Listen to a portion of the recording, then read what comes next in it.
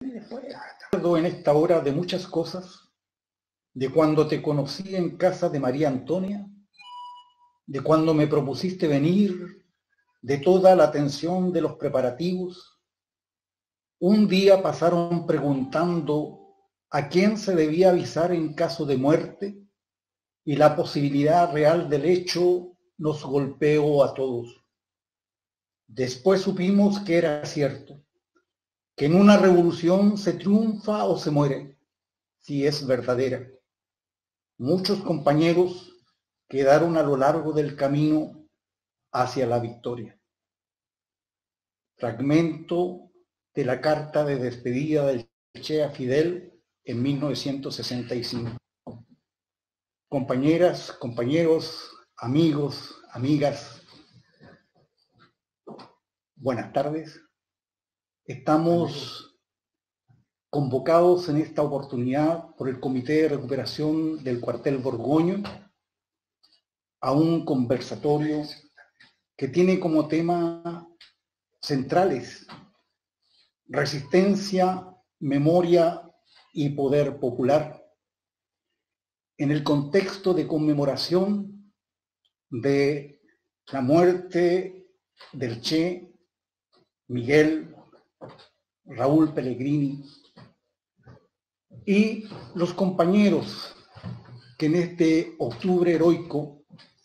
con su ejemplo, nos han convocado a la lucha permanente por cambiar el actual estado de cosas. Convocados por estos términos, resistencia, memoria y poder popular, queremos saludar a los participantes de este conversatorio. Compañero Igojkovic, historiador y académico. La compañera Beatriz Betazón, líder feminista revolucionaria. Víctor Fernández, del Movimiento de Trabajadores Clotario Blés. Javiera Campos Meneses, del Comité de Defensa del Pueblo Hermanos Vergara Toledo. Y el compañero Abner Vega, del colectivo Inquietando desde el Margen. Ellos estarán entonces presentes en este conversatorio para dilucidar lo que hoy día significan estos conceptos en el contexto de lucha en el cual nos encontramos. Cuando los acontecimientos nos enfrentan, como el día de hoy, a la recuperación de la Plaza Dignidad después del atentado contra uno de los jóvenes compañeros que fue lanzado al río Mapocho por un esbirro del Estado. Entonces, comenzaremos dejando con ustedes por 20 minutos, que es el tiempo que daremos a cada uno de los participantes, al compañero Igor Gojkovic. Adelante, compañero. Bueno, muy buenas tardes a todas, a todos. Quiero, en primer lugar, agradecer a los compañeros del Comité de Recuperación del Cuartel Borgoño y del diario Venceremos por la deferencia que han tenido de invitarme a participar de este conversatorio. Y los tres elementos que el compañero menciona, resistencia, memoria y poder popular, evidentemente se articulan no solamente en términos de una mirada retrospectiva o histórica, a propósito de los acontecimientos, en este caso de la historia reciente, sino que evidentemente tienen mucho que ver o tienen mucha relación con los acontecimientos que hemos venido observando en el país, a lo menos desde el año 2006 a la fecha. Y aquí quiero plantear una primera digresión que me parece que es tremendamente relevante para poder situar adecuadamente estos tres elementos o estos tres aspectos. A mí me parece que no estamos en presencia de un estallido, si entendemos por estallido una irrupción de carácter espontáneo, circunstancial o excepcional, a propósito de un estado solamente de malestar de un segmento importante de la población. Yo tengo la impresión que desde el año 2006 en adelante asistimos a una suerte de reanimación del movimiento popular en Chile, que tiene que ver con la configuración y la constitución de una serie de movimientos y actores sociales y políticos que comienzan no solamente a demandar o a reivindicar ciertos derechos que han sido conculcados o hipotecados por el Estado y por las clases dominantes, sino que se plantean clara y explícitamente cuestionamientos radicales a ese sistema de dominación. Me refiero a la Revolución Pingüina del año 2006, a la movilización de los trabajadores subcontratistas del cobre, los trabajadores forestales. En esa ocasión muere además asesinado por carabineros Rodrigo Cisterna, de los trabajadores salmoneros, todos esos movimientos en el año 2007, las movilizaciones regionales que atravesaron el país entre el año 2011 y el año 2013, en Aysén, en Punta Arenas, en Calama, en Dichato, en Freirina, en Caimanes, las movilizaciones de las comunidades mapuches en conflicto, especialmente a partir del año 2008, con el asesinato de Matías Caterileo, la irrupción del movimiento No Más AFP, la movilización particularmente masiva y radical del movimiento feminista, y evidentemente las movilizaciones estudiantiles que tanto los estudiantes secundarios como universitarios comenzaron a protagonizar a partir del año 2011 y que se han mantenido con bastante regularidad prácticamente hasta la actualidad. Todo ese cúmulo de movilizaciones, a mi juicio, ponen de manifiesto que, por una parte, el sistema capitalista, tal y como se había concebido en dictadura y extendido a lo largo de los años de la concertación, está fuertemente objetado, está fuertemente cuestionado. Y de la misma manera, está cuestionado el sistema político,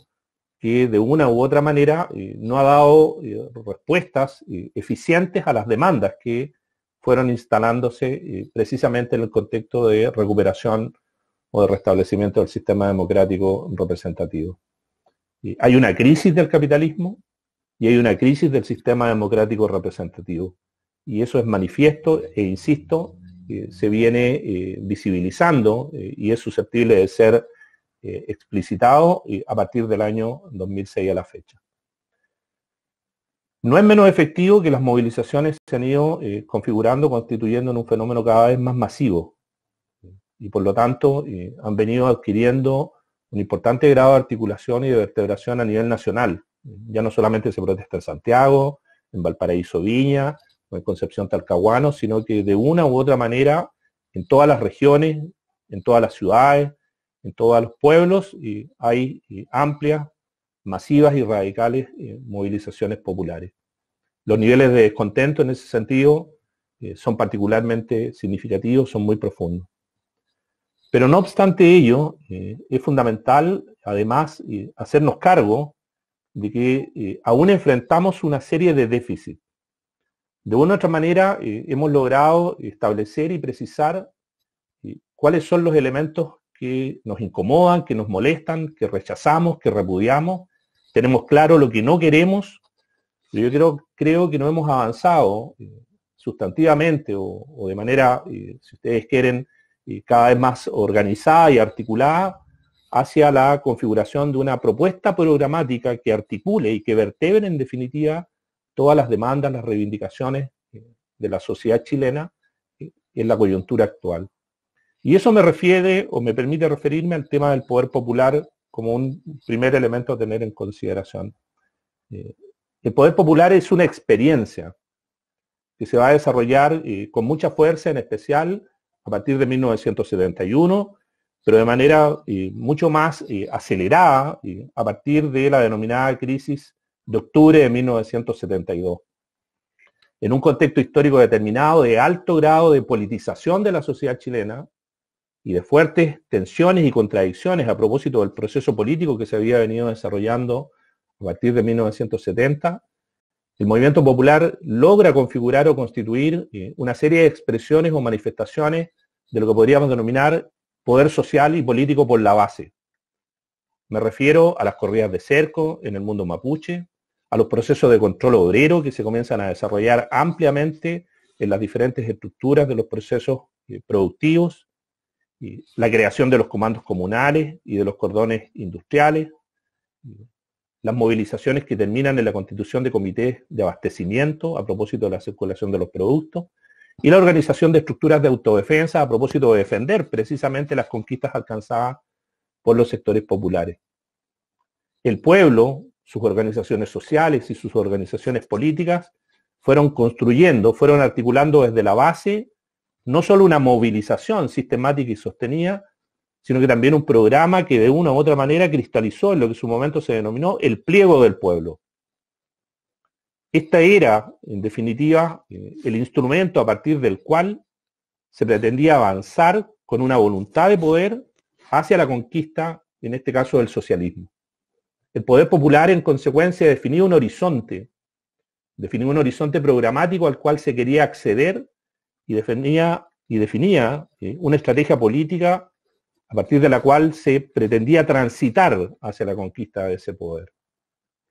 En ese sentido, si bien hoy día se agita la consigna del poder popular, y si bien también es efectivo que a nivel de los territorios se ha avanzado de manera significativa en la configuración de estructuras locales que de una u otra manera articulan democráticamente a los sectores populares y los movilizan en función de la coyuntura, no es menos efectivo que no hemos avanzado sustantivamente en la vertebración de esas luchas locales a efectos de constituir efectivamente un desafío que suponga un cuestionamiento al sistema de dominación y que defina en consecuencia una estrategia de poder relativamente explícita. Tengo la percepción en ese sentido que los déficits que todavía enfrentamos siguen siendo significativos y de una u otra manera las tareas que nos demanda avanzar de manera más expeditiva en esa dirección nos van a permitir, entre otras cosas, enfrentar las coyunturas inmediatas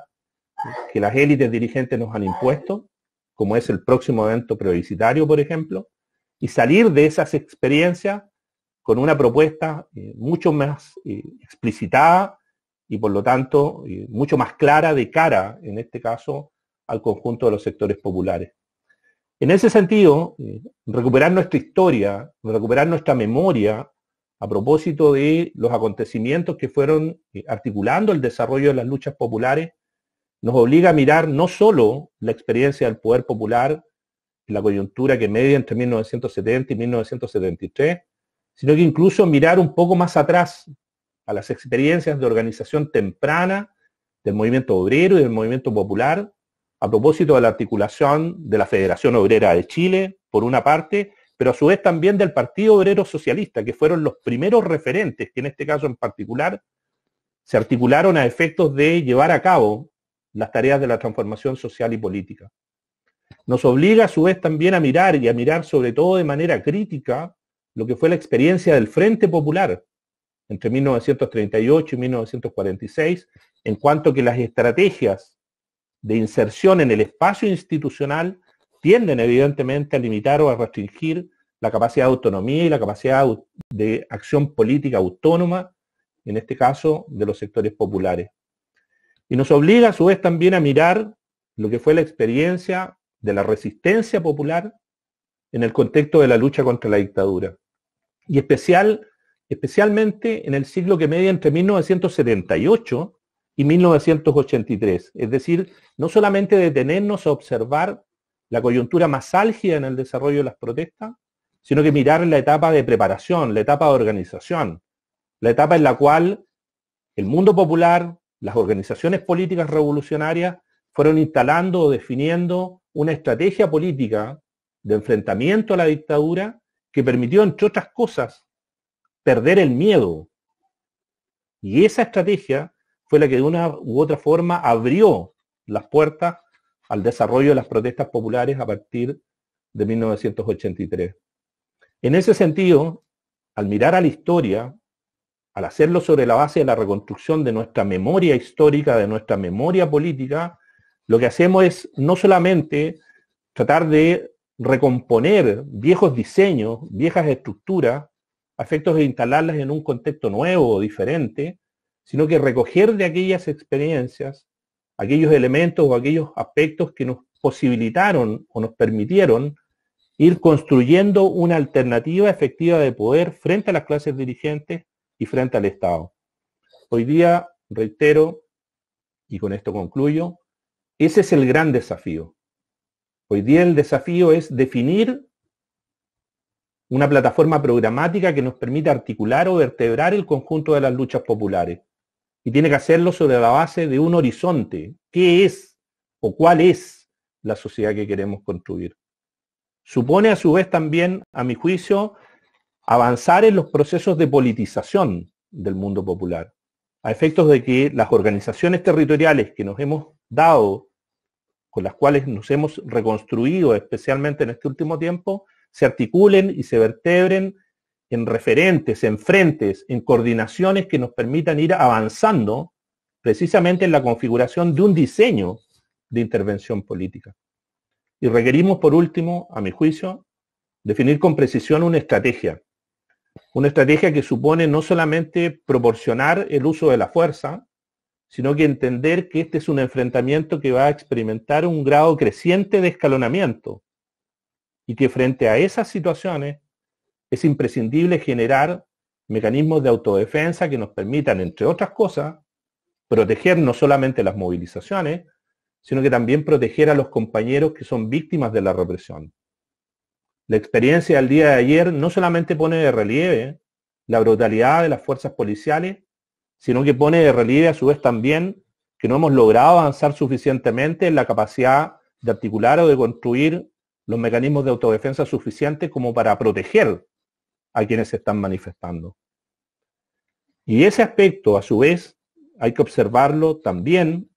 al momento de reconocer que tenemos una gran cantidad de compañeros hoy día en prisión, compañeros que en muchas circunstancias cuentan con escasas redes de apoyo para los efectos de generar los mecanismos de acompañamiento suficientes, y ese tipo de fenómenos no solamente no se va a reducir en el futuro inmediato, sino que en la misma medida en que los enfrentamientos de clase y los enfrentamientos políticos se extiendan y se profundicen, esas lógicas represivas se van a incrementar y los desafíos y en consecuencia las tareas que tenemos por delante se van a multiplicar. En ese sentido, reitero, a mi juicio hoy día las tareas fundamentales tienen que ver con las definiciones programáticas, con la articulación política y con la definición de un diseño estratégico. Gracias. Es que darle la posibilidad de hacer una breve síntesis, digamos, respecto, digamos, de el planteo que nos hizo. Claro, ¿ya? Sí, ahora sí. Mira, a mi juicio los tres elementos que ustedes señalaron o que ustedes colocan en la mesa de discusión nos permiten hacer un ejercicio, no solo de análisis, sino que también de proyección política que a mi juicio es relevante. El tema de la memoria en términos de recuperación de experiencias es un elemento fundamental que tiene que ver, en definitiva, con la capacidad que nosotros podemos desarrollar de educarnos y autoeducarnos en los procesos políticos y sociales en los cuales estamos participando. Mirar al pasado no es solo mirar para conocer, sino que es mirar para actuar, es mirar para intervenir. La memoria, por lo tanto, no es un relicto, por el contrario, está viva y de una u otra manera nos permite, digamos, recoger experiencia a efectos de intervenir en el presente. Segundo, el concepto de resistencia pone de relieve que el movimiento popular, los sectores populares, tienen una capacidad y una voluntad política de enfrentar y de confrontar al sistema de dominación. Lo han expresado hoy día, lo vienen expresando con mucha fuerza desde el 2006 y lo han hecho en otros contextos o escenarios históricos. Ese es un potencial de cambio, pero ese potencial de cambio necesariamente tiene que ser politizado. Y a ese efecto, y este es el último aspecto que quiero enfatizar, me parece que es fundamental asumir que hoy día la estrategia del poder popular tiene que llenarse de contenido. No puede ser solo una consigna que agitamos, una consigna que voceamos. Tiene que ser un contenido de carácter político que defina elementos programáticos, que defina elementos organizacionales y que defina alineamientos estratégicos. Creo que en ese sentido, memoria, resistencia y poder popular van a adquirir un sentido político de cambio en la coyuntura en la que estamos inscritos.